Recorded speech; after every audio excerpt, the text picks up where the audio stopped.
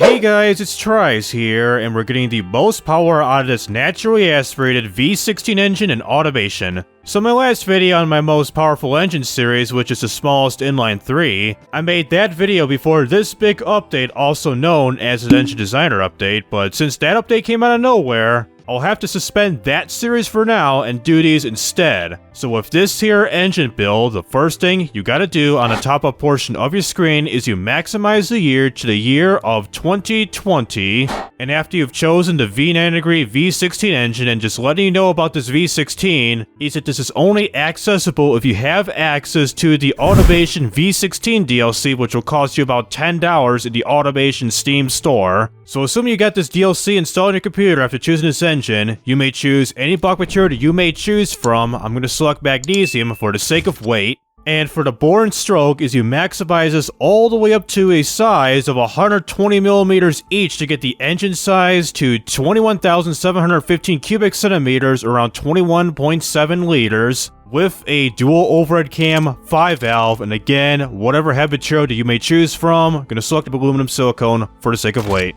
And for this quality slider, as you see right here for the open beta branch of automation, easy select this to a +15 and you set this for everything. No matter it's for the engine block in general, the top end, the bottom end, for the fuel system, for the exhaust, for everything. For the crank cowl rods and pistons, we're going to be using the strongest materials as possible in this game. So for the crankshaft, we're going to be using billet steel crankshaft with the cowl rod set to a lightweight titanium and the piston set to a regular forged. And lastly, for the balancing mass, you must have a harmonic damper installed, and you maximize this here slider to a 220, which increases the weight by 125.9 pounds right here for the counterweight. For the compression, you max this bad boy out to the new maximum limit of a 16.0 to 1 ratio in extreme level, and you pretty much do the same thing with the cam profile by maxing this bad boy up to 100. The springs and lifters, set this up by 9 clicks from the default setting of a 50 to a 59. And of course, VVT at all cams, and for the RPM limit, you'll be setting this bad boy to a very high 9,000 RPM. And skipping over turbochargers because, well, it being naturally aspirated, we're not going to be using a turbocharger whatsoever. So for the fuel system, like the usual, we're going to be using a direct injection throttle per cylinder race intake with the manifold size set to a 93. And for the fuel type we're going to be using right here is you select the nitromethane fuel at 127 AKI, and going over to the fuel map is you set this to the leanest setting as possible to a 0. And finally, for the exhaust and all that good stuff, so for the headers, we're using some tubular race headers with the header size set to a 91. And we'll be using some dual exhaust with the exhaust diameter set to 178 millimeters, which that equals to exactly 7 inches.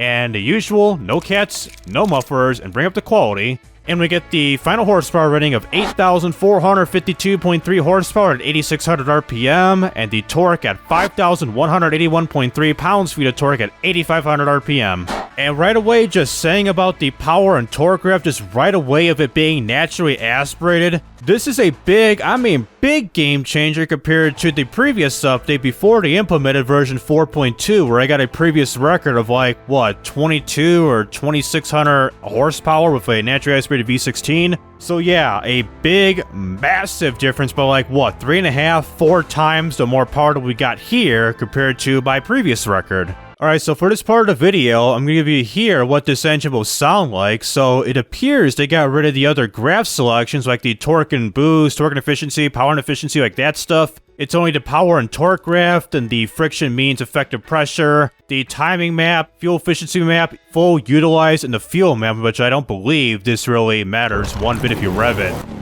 No, not at all. So yeah, with these new graphs, I'll just show you the power and torque graph and give you a look at this engine here by doing some fake gears for a little while, and we'll end off the video right then and there. So bring back the graph and give you here this engine right now.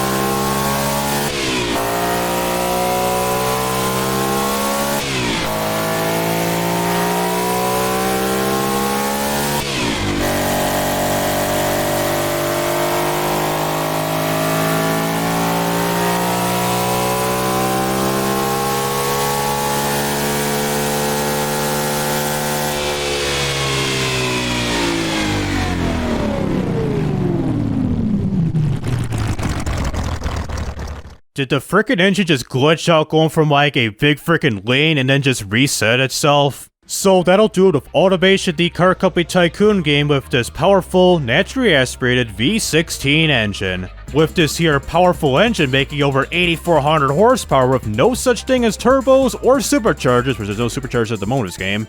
I'm guessing if we make a turbocharged engine without the concerns of having any torque stress, I'm guessing you'd probably be getting like whatever, 14 or 15,000 horsepower, something ridiculously stupid like dragster level or something like that.